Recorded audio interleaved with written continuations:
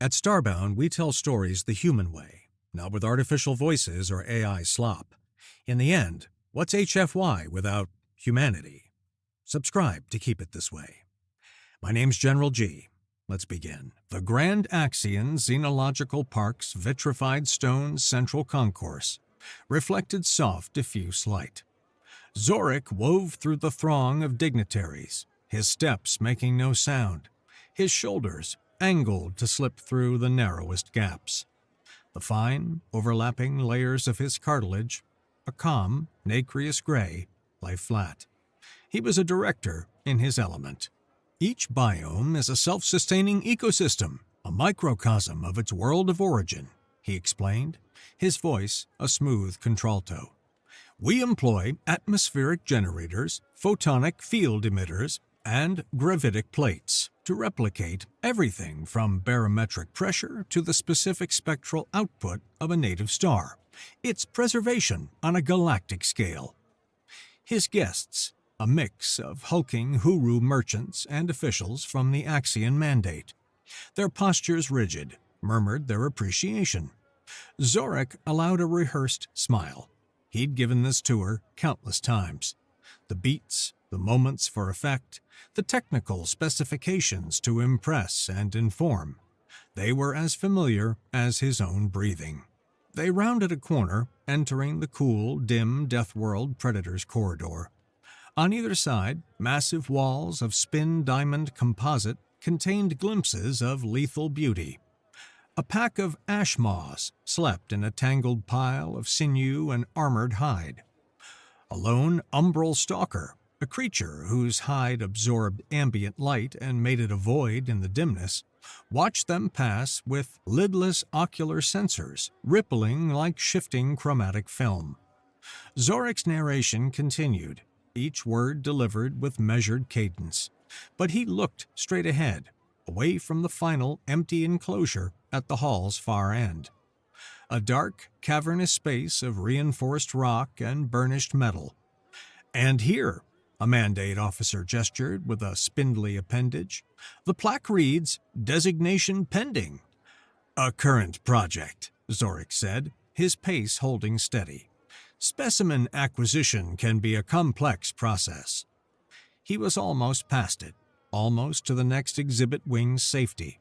But a smaller figure broke away from the cluster of dignitaries, a cephaly fledgling, the child of a high-ranking Axion family. He pointed a slender finger at the dark exhibit's plaque. The polished chrome read, Classified, Specimen Terra Apex. The child tilted his head and looked at Zorik. In a clear voice, he asked, Where are the humans? Zorik flinched. The cartilage around his jaw clenched rigid. The concourse's curated sounds, the life support's gentle hum, the distant calls of exotic fauna, his guests' polite murmurs, faded into a high-pitched whine. In their place, another sound rose, dredged up from his memory, the relentless drumming of rain on thick, alien leaves. The humid air, thick with the smell of wet earth, filled his senses. His sterile menagerie dissolved. He stood again in the sweltering jungle.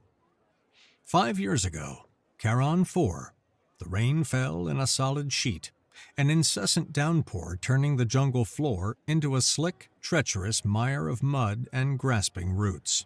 Zorik, then a junior xenobiologist attached to a Preservation Initiative capture team, huddled behind the massive form of a commando in matte black power armor. Water streamed from the soldier's helmet, carving clean rivulets through the grime. Signal is steady, the commando, Harkin, grunted, his voice a distorted rasp through his helmet's external speaker. 200 meters. They've held position for an hour. They must think themselves hidden. The team leader, Vask, laughed, an ugly, arrogant sound. Let them.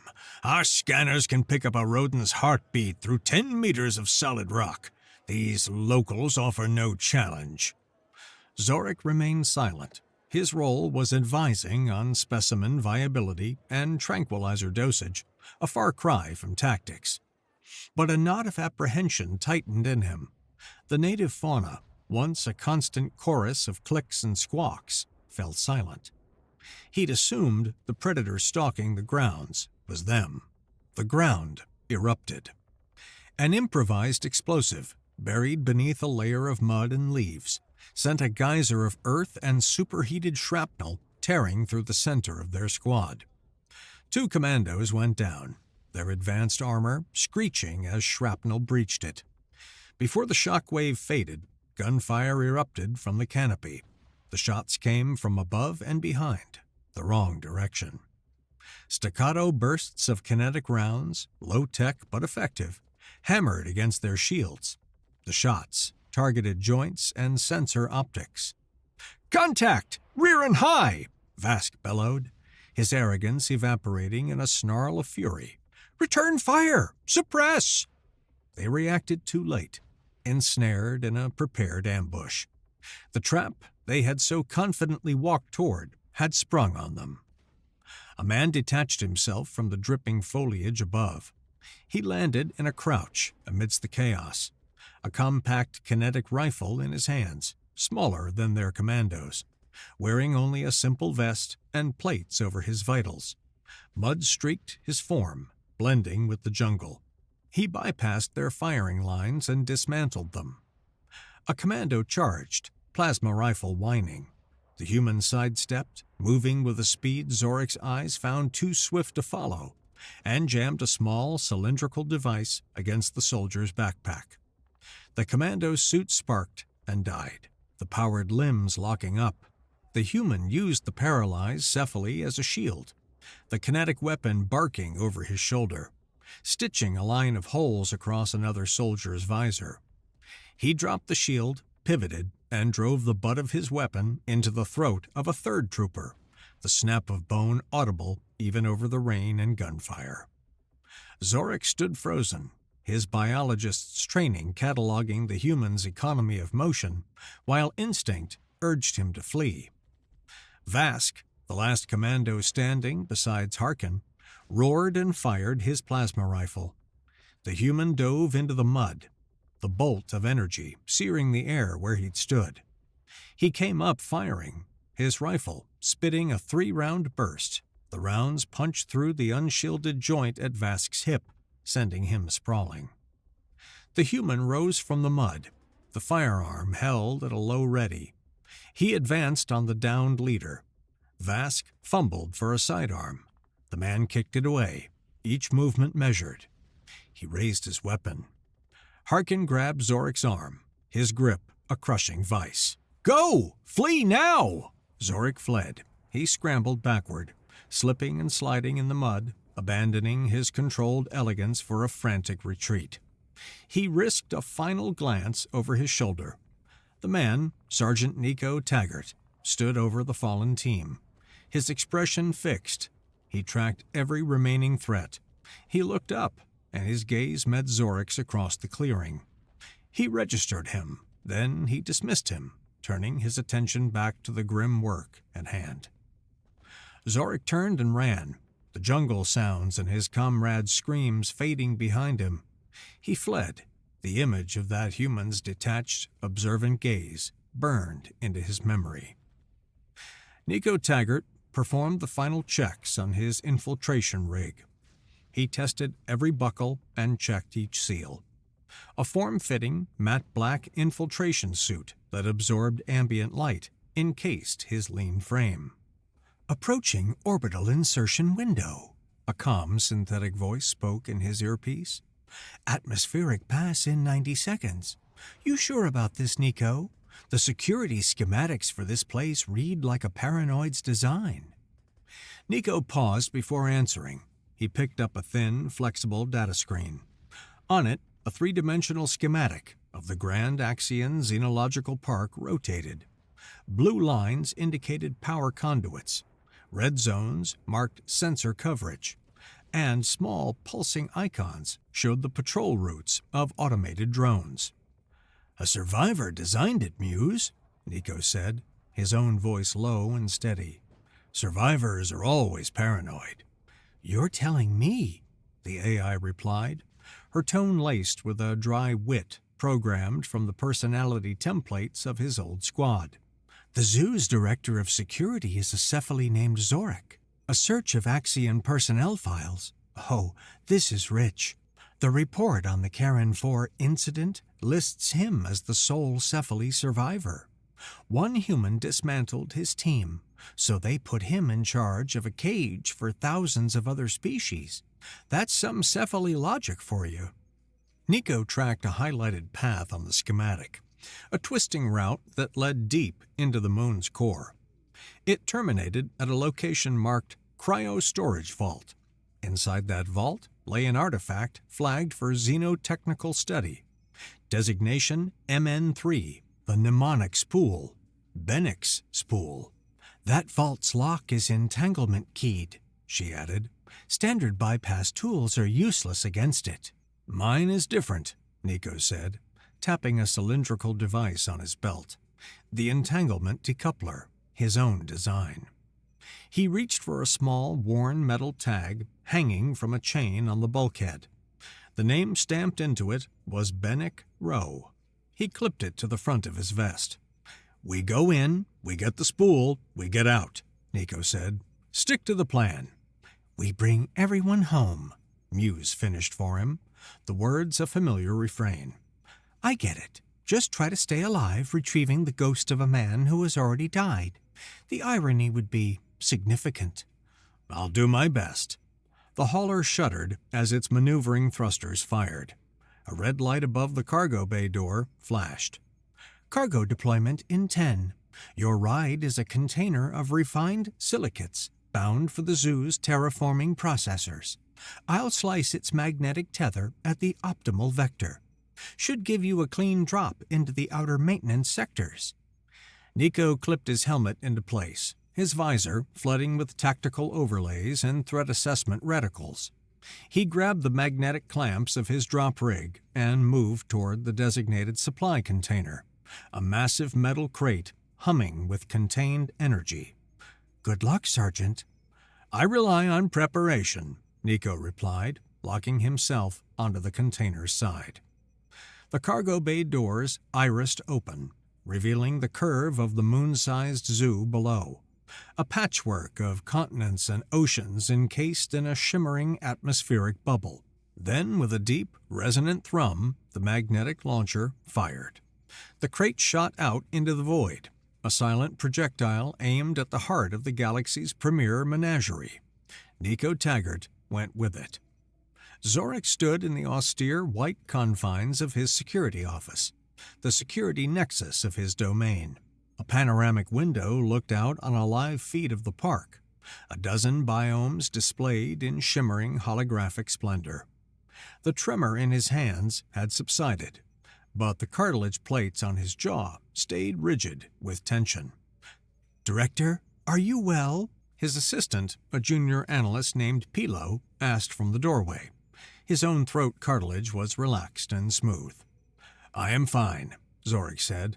Dismiss the dignitaries. Cite a minor atmospheric fluctuation in the polar biome. Apologize for the inconvenience. At once, Director. Pilo hesitated. The child's question, it seemed to provoke a reaction.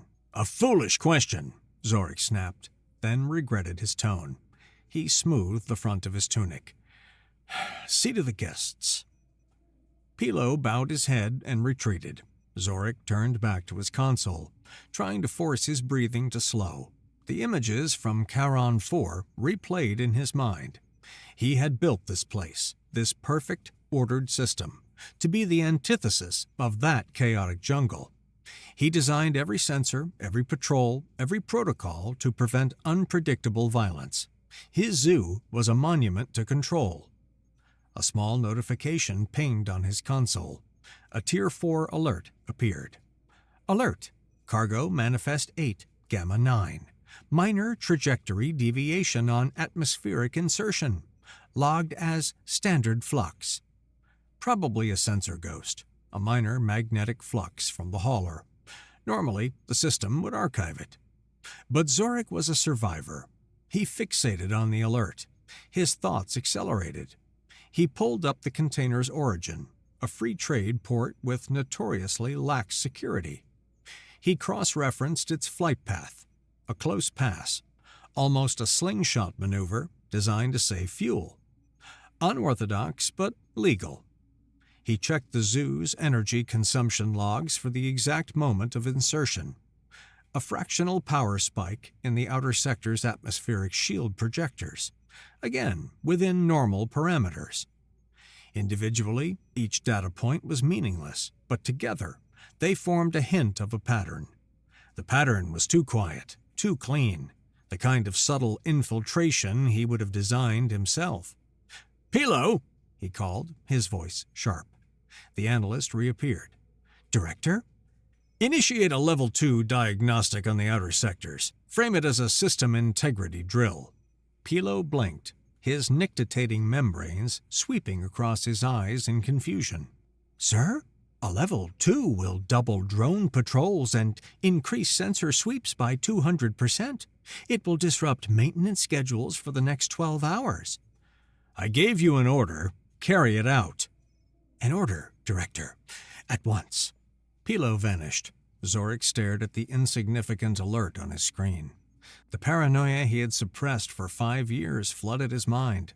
His instincts told him the jungle had come to him. Nico landed with a muffled thud on the grated floor of a maintenance corridor.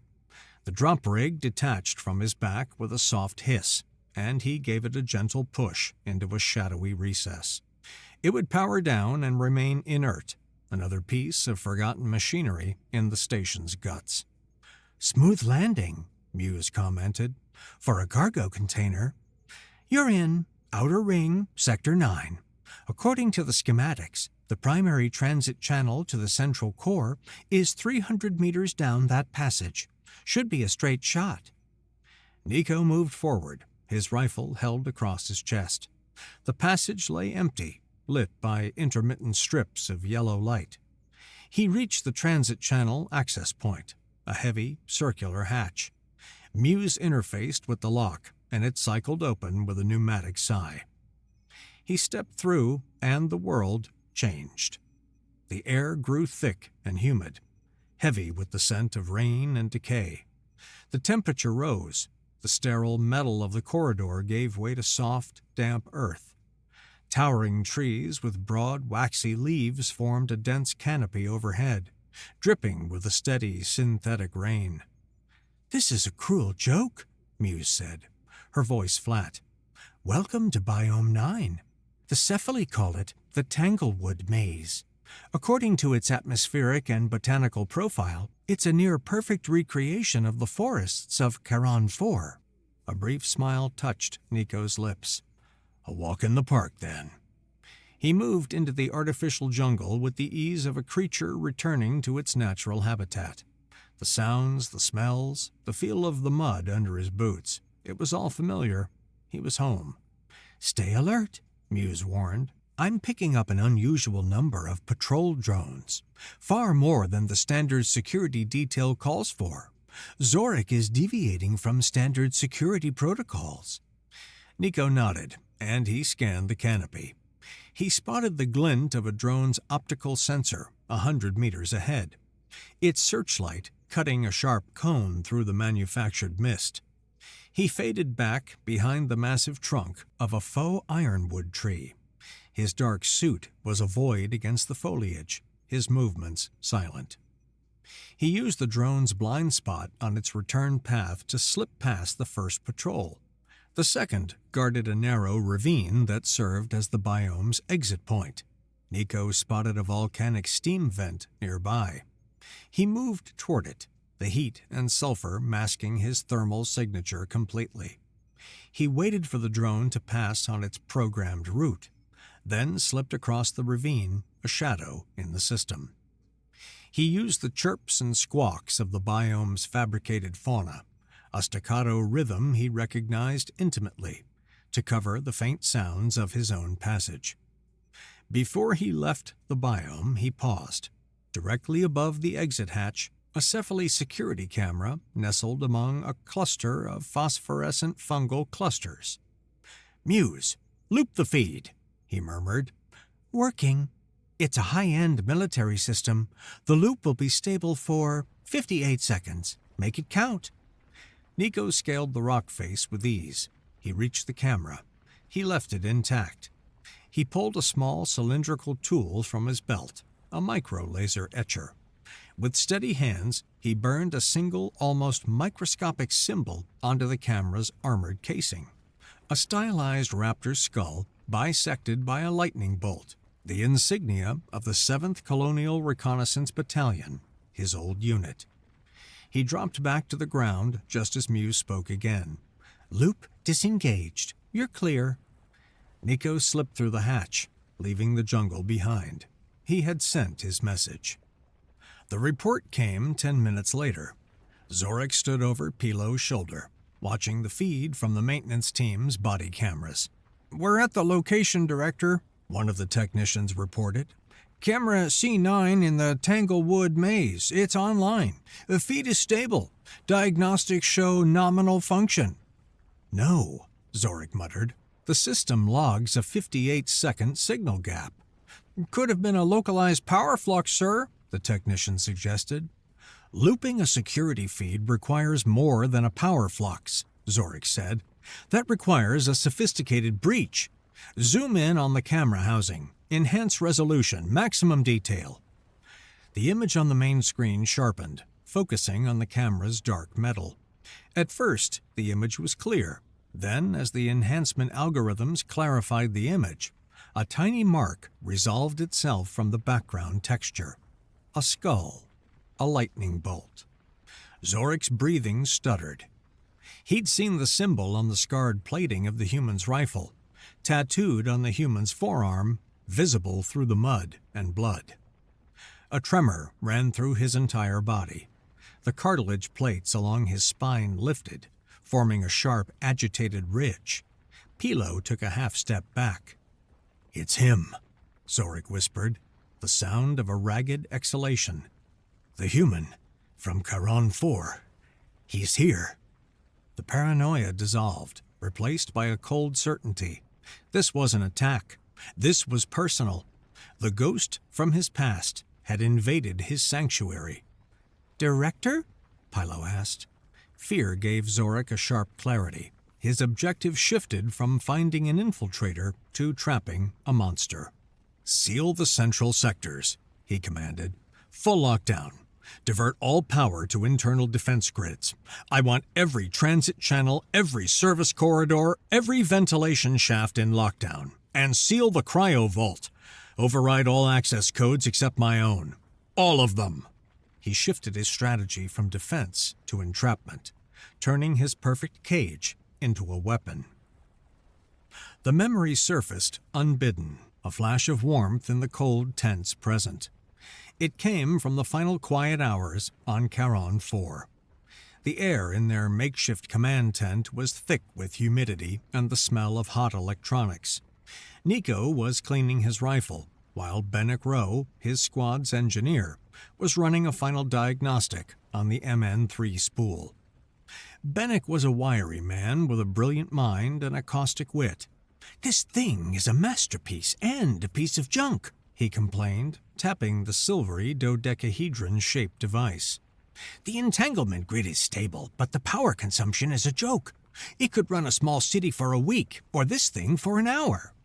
"Just make sure it works," Nico said, his attention fixed on his weapon. "Oh, it'll work," Bennick said with a grin. He held the spool up to the light, watching the faint pulses within. "Think of it as a blueprint, something other than a soul. People get all poetic about it. It's a perfect subatomic snapshot of every cognitive pathway, every memory, every synaptic firing pattern at the moment of death. It's just data." He paused. "Incredibly complicated data that happens to be a perfect copy of a person." He set the device down and looked at Nico, his usual humor fading into a rare moment of seriousness. "Hey, if I fall, you come get the blueprint. You hear me? I refuse to spend eternity as a footnote in some backwater planet's geological survey." Nico looked up, meeting his friend's gaze. A brief smile touched his own lips. He nodded. "We bring everyone home, Ro." "Damn right," Bennick said, his grin returning. The promise was a soldier's promise, made in the quiet before the battle. The direct route to the central core was a series of heavily armored transit tunnels. As Nico approached, Muse's voice spoke in his ear. "Bad news, Nico. Zorik has initiated a full lockdown. He's sealed all direct routes." "There's always a way," Nico replied, studying the schematic on his wrist-mounted display. He traced a secondary path. "What about this? Biome 3. "The Borean tundra. It's a viable route, but the schematic's just updated. Zorik is flooding it with hunter-seeker drones. It's a wide-open frozen plain. He's turning it into a kill zone." "He's hurting me," Nico realized, "trying to force me into a bottleneck." "Well, it's the only path left. Hope you brought your snowshoes." Nico entered the biome. The transition was jarring. The jungle's humid warmth vanished, replaced by a shock of Arctic air that flash-froze the moisture on his suit. Before him stretched a vast expanse of snow and ice, dotted with jagged rock outcroppings. A synthetic blizzard raged, the wind howling with manufactured fury. Dozens of hunter-seeker drones, sleek, black machines built for speed and lethality, crisscrossed the sky. Their searchlights cut through the swirling snow. Nico ran, his movements low and fast, using the rock outcroppings for cover. He was a dark shape against the stark white landscape. "Drone at your 10-degree mark, closing fast," Muse warned. Nico looked forward. He spotted his chance, a massive overhang of snow and ice on the ridge above him. He pulled a thermal grenade from his belt, armed it, and hurled it with all his might. The grenade landed on the overhang and detonated with a muffled thud and a flash of intense heat. The grenade's heat washed over the snowpack and vanished. Then, with a deep groan, the entire snowpack gave way. A massive avalanche thundered down the mountainside, a thundering wall of white. It blinded the drone's sensors, a wall of chaos. Nico used the momentary blindness to sprint across an open expanse, a new path created by the snowslide. He found shelter in a series of ice caves, the drones sweeping overhead, their sensors confused by the thermal disruption and the shifting terrain. As he neared the biome's exit, one drone, circling back on a secondary search pattern, caught a flicker of movement. It shrieked an electronic challenge and dived, its weapon ports glowing. Nico sprinted through the winding ice caves, the drone in tight pursuit. Its plasma bolts ricocheted from the ice walls, sending shards of ice flying. He was faster, but the hunter clung to him. He led it on a chase into a progressively narrower crevasse, a tight, twisting canyon of ice. He slid through a gap barely wide enough for his shoulders. The hunter's momentum carried it forward, and it slammed into the ice wall behind him with a sharp crack of stressed metal. It lay smoking in the snow, its chassis split open. Nico approached it cautiously. The cracked power cell leaked corrosive fluid that hissed as it met the snow. Something else caught his eye. A piece of its targeting optics lay nearby, a heavy, perfectly ground lens. "That's a cryo-optic focusing lens," Muse stated, "from the drone's targeting system. The focal length is different, but the mount looks compatible with your decoupler. You could rig it, Nico. It's the only way we'll open that vault." Nico pocketed the lens. He neared the exit, but a stationary defense turret, nested in an alcove, activated. He dived as it fired, but a plasma bolt grazed his side, searing through his suit and the flesh beneath. He grunted in pain. The wound burned. "Warning," Muse's voice stated, sharp and immediate. "Impact detected on your gear pack. The entanglement decoupler's housing is breached. The primary focusing lens shattered. The device is inoperable." He scrambled through the exit hatch, the turret firing again, scoring the metal where he'd just been. His suit's diagnostic system flared a warning. Atmospheric seal compromised. Minor blood loss. His mobility would suffer. The priority call came through on Zoric's private channel. The face of Director Olaris, a high-ranking member of the Axion Directorate, appeared on his main screen. Her posture was rigid, her gaze unwavering. "Zoric," she said, her contralto voice flat and hard. "I am receiving reports of a full lockdown of your facility. You've halted commercial shipping. You've dismissed high-value guests without ceremony. This is inconvenient. Explain yourself." Zoric stood straighter, forcing his rigid cartilage plates to lie flat through sheer will. He'd anticipated this call and prepared his lie. "Director Olaris, we have a security breach. It appears to be a sophisticated attempt at corporate espionage. A rival consortium, we believe. They are attempting to steal proprietary genetic material. I initiated lockdown to contain the threat and protect the Axion's assets." Olaris stared at him for a long, silent moment. Her nictitating membranes slid across her eyes. She was sharp. "Espionage?" She repeated the word, dripping with skepticism. "Corporate spies seldom warrant a Level 1 security protocol. That protocol is for military-grade threats. Tell me, Director, does this have anything to do with a certain unsanctioned and deeply buried report concerning a retrieval mission on a planet designated Charon 4? A cold dread seized him. He had underestimated her. She already knew, or at least she suspected. Admitting the truth now, that the single creature who had dismantled an elite military team was currently running circles around his billion-credit security system, would cost him his career. It would be an admission of a catastrophic failure, both his and the Axion's. "The two incidents have no connection, Director," he said, his voice a bastion of calm he lacked. "I see," Olaris said, though her tone made her disbelief clear for a second. "You have until the next supply freighter's arrival, Zoric, roughly 20 hours. Contain your corporate spy. If you fail to resolve this situation by then, I will intervene.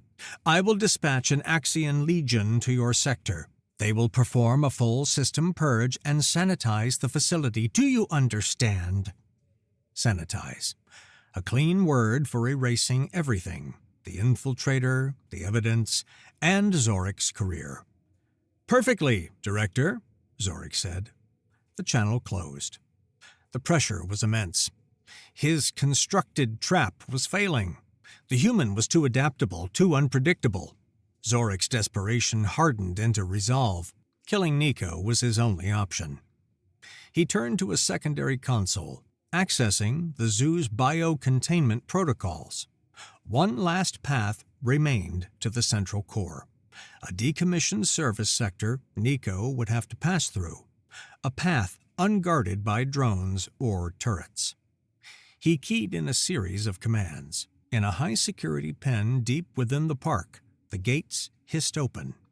A pack of genetically engineered predators, ashfall stalkers from a volcanic Deathworld, lifted their heads, sniffing the air. Zoric rerouted the sector's ventilation systems, shunting the stalkers' pheromone trails directly toward the service tunnels. He was unleashing his most dangerous exhibits into the service levels of his own facility. Nico reached the decommissioned service tunnels, a labyrinth of rusting pipes and dark corridors beneath the cryo vault. The air here was different, heavy, acrid. "Structural integrity is fine, but someone altered the life support," Muse reported. "Atmosphere is a nitrogen-heavy mix with traces of sulfur compounds. Toxic. Someone deactivated all automated defenses. This feels wrong, Nico. It feels like a baited trap." "It is," Nico said, his hand resting on the grip of his kinetic rifle. He moved forward, his helmet's filters working to scrub the air. 100 meters later, a low growl echoed down the corridor, and a pair of burning yellow eyes appeared in the darkness. Then another pair, and another. A pack of creatures emerged from the shadows. They were wolf-like in build, with thick, matted fur the color of cooling ash, and jaws powerful enough to snap steel pipes. They tracked by scent in the dark. "Ashfall stalkers," Muse said, her voice grim. "Class 8 predators, pack hunters. Zorik is getting desperate." His rifle was too loud. The sound would echo through the tunnels and give away his exact position. He drew his combat knife, its edge monomolecularly sharp. This would be quiet. He retreated into a side passage, a coolant maintenance junction. A stalker, bolder than the rest, bounded after him. Nico slammed his fist against an emergency relief valve on a large coolant pipe. A thick cloud of freezing vapor erupted into the corridor. The stalker, caught in the blast, yelped as frost coated its fur.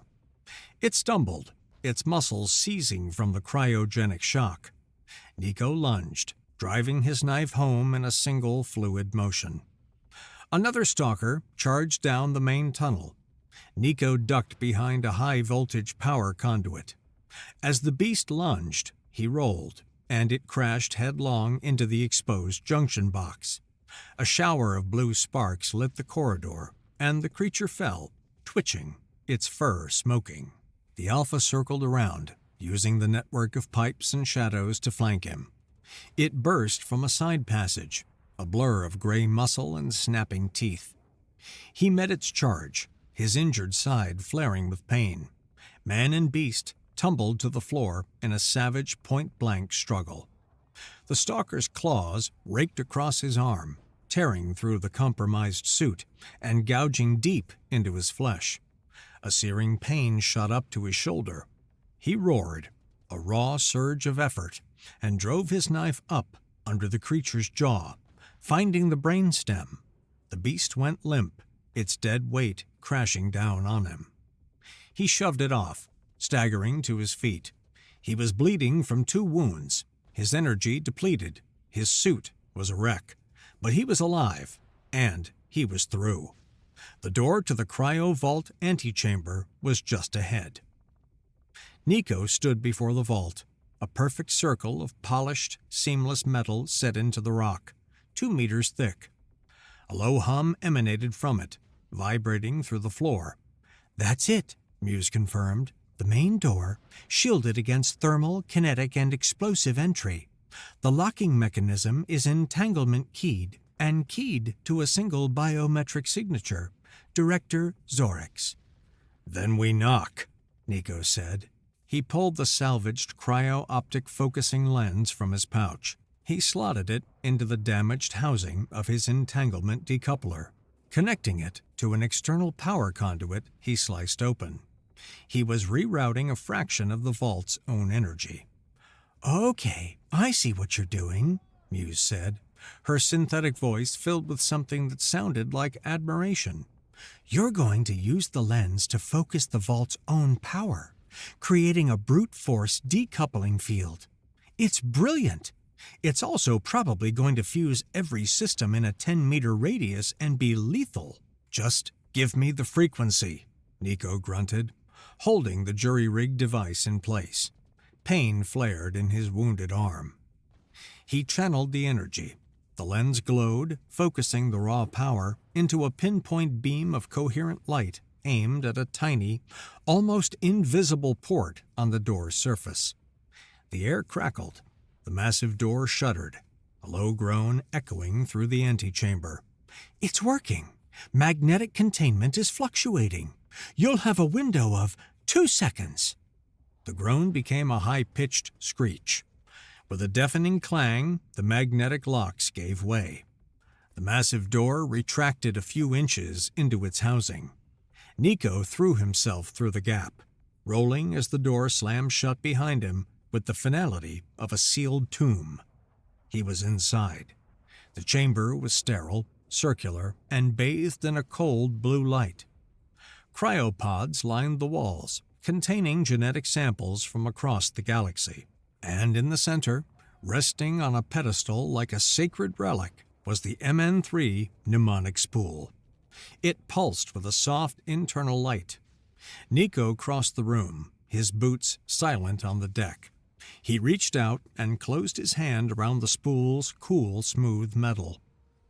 The moment he made contact, the blue lights in the vault died, replaced by a strobing crimson glare.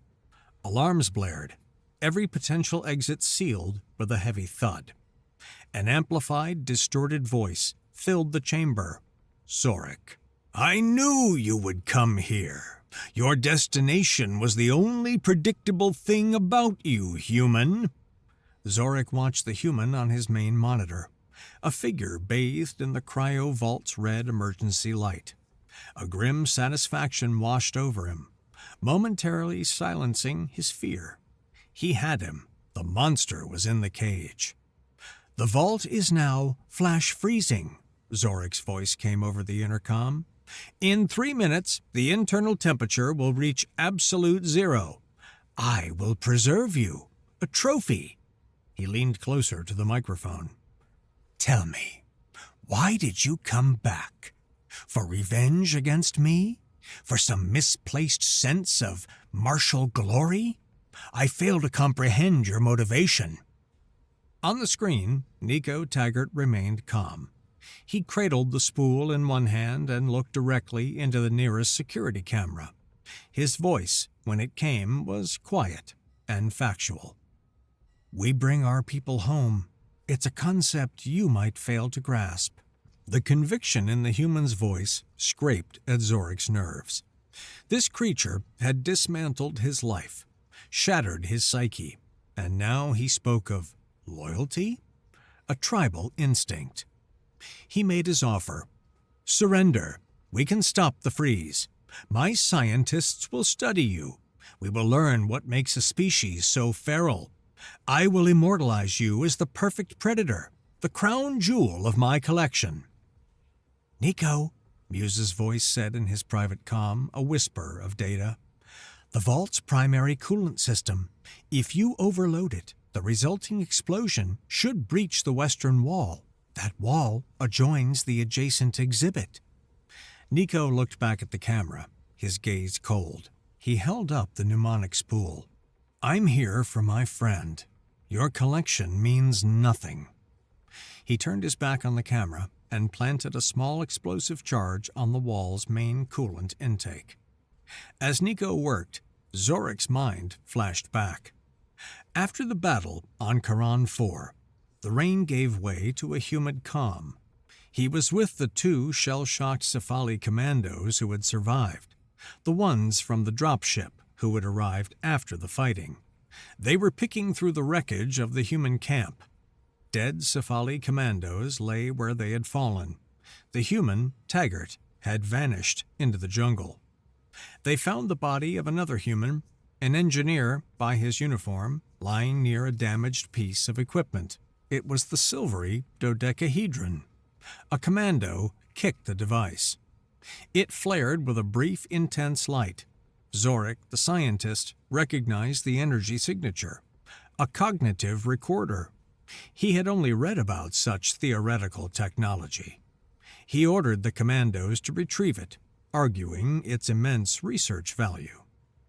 Taking the strange glowing prize from the mud had planted the seed of all this. He had misunderstood its meaning to them. To them, it was a person, something more than technology, a fallen soldier. He had stolen one of their dead, and now the Pax Alpha had come to take it back. The charge blew with a sharp, cracking implosion. The vault's coolant system ruptured, and a wave of cryogenic energy flash froze the wall, making it brittle as glass. The secondary blast shattered it. Nico stumbled through the jagged hole, his senses reeling. He had found himself in darkness. Then, with a hum, lights flickered on overhead. He was in a massive enclosure made of barren rock and dark, scarred metal. His enclosure, the Deathworld Predator exhibit. On the other side of a thick, reinforced spin diamond wall, in a stark, white observation room, stood Zorik. He held a heavy military-grade plasma rifle, its power cell glowing. Automated turrets on the ceiling swiveled to track Nico's position. "This is where you belong," Zorik hissed, his expression a mix of terror and righteous rage. This was his chance to exercise the ghost. He raised the rifle and fired. Nico dodged, but a bolt of plasma splashing against the wall behind him, turning it into molten slag for a second before it cooled. The turrets opened up, peppering the ground around his feet with smaller plasma bolts. He let the turret fire continue, guiding it, forcing it to repeatedly strike a section of the rock wall near the ceiling. The rock glowed cherry red from the sustained heat. He'd identified his target, the nozzle of the exhibit's emergency fire suppression system, embedded in the ceiling right above the heat-stressed rock. His wounded arm spasmed in protest, but he ignored it. With a final, desperate surge of strength, he hurled his combat knife. It flew, a silver streak, striking the heat-stressed nozzle dead center. The nozzle shattered. Alarms blared, a different, more urgent tone. A new protocol. Full biological containment failure overrode all others. The system's primary function was to equalize pressure between the exhibit and the observation room to prevent atmospheric contamination. The magnetic lock on Zorik's observation room door would failsafe to open for half a second. Nico needed nothing more. Before Zorik could register what was happening, the door slid open a crack. Nico was through it, a blur of motion. He twisted the rifle from the Safali director's grasp, sending it clattering to the floor. He slammed Zorik against the wall, the tip of a secondary knife pressed against the soft tissue beneath his jaw. Zorik's facial plates flickered in stark terror. He was helpless. The monster was here, and he would die. For a second, Nico held the knife ready, then he stepped back. "Stay down," Nico growled. He snatched the high-security keycard from Zorik's belt and vanished, leaving the director of security gasping and trembling on the floor of his own empty cage. Bleeding, exhausted, and running on adrenaline, Nico used Zorik's keycard to access the zoo's high-speed transit system. He slumped into a seat in the empty transit pod as it shot through the station's core. "Escape route plotted," Muse said, her voice urgent. "I'm taking us to the commercial shipping docks on the far side. There's a freighter, the Karst, prepping for departure. We can stow away." Her tone shifted. "Nico, multiple Axian military vessels just dropped out of FTL. They're entering orbit. Alaris is taking direct control. We have minutes before this entire facility is crawling with legionaries." "He's moving," Muse's voice tightened. "Zorik is on his feet and accessing a security terminal. He knows where you're going." The pod rounded a bend, its interior lights flashing over a squad of white-armored legionaries, setting up a checkpoint on the platform ahead. "Reroute," Nico grunted, forcing the pod's emergency hatch. "Service ducts." He scrambled into the tight, dark space, the pod shooting past the platform. He ran, crawling when he had to, emerging back onto the transit line one level down, just as Muse's voice returned. "Damn it," she said. "He's triggered a lockdown of the shipping bay. Blast doors are closing." Nico saw it at the bay's far end. A massive metal door, dozens of meters wide, was sliding shut. His exit. He sprinted, ignoring the fire in his side and the ache in his lungs. A final dash for the shrinking gap of light. The gap was shrinking, 10 meters, 5, 3. He dove, sliding onto the slick floor just as the two massive slabs of metal met with a ground-shaking boom behind him. He was through. He scrambled into the shadow of the Karst's landing gear and found an unsecured maintenance hatch. He climbed inside just as the freighter's engines whined, its departure sequence initiated. Zorik sat on the floor of his wrecked observation room. The spin-diamond wall had cracked, the console shattered. Axian legionaries in stark white armor now swarmed his zoo, their movements efficient and impersonal. The hunt was over. He had lost. His private comm chimed. Director Olaris. Her expression was cold fury. "Report!" she commanded. "The truth, this time!" Zorik looked at the monitor displaying a view of the scarred, empty Predator exhibit. His monument to failure. He got to his feet. He slumped in defeat. "The breach was Specimen Terra Apex," he said, his voice quiet, hollow. "The survivor from Charon 4. He came for the xenotech we recovered, the mnemonic device." He paused, gathering his thoughts. "He fought through every drone, every automated defense. He bypassed every lockdown. I unleashed a pack of Class 8 Predators on him. He killed them. He breached the cryo vault, took what he came for, and then he walked out the front door." Alaris was silent for a long moment, processing the totality of his failure. "How could one individual from a backwater species accomplish this?" she asked. "What will you put in your official report, Zorik?" Zorik looked from her cold face to the empty cage on the screen. He gave his final, honest assessment. "The preliminary report requires a one-line summary. My assessment will be this: he is human. As a species, they are uncontainable." Days later, in the quiet of the Keepsake's small medbay, Nico finished stitching the last of his wounds. He jacked the MN3 spool into the ship's main computer, a network of cables connecting it to the processing core. On the console next to it, he clipped Bennick's dog tag in place. "Integration of the spool's data is at 70%, Muse reported, her voice soft. "It will take time to decompress the cognitive map and build a stable personality emulation. But the blueprint is intact, Nico. The core consciousness of Bennick Rowe is all there." Nico nodded.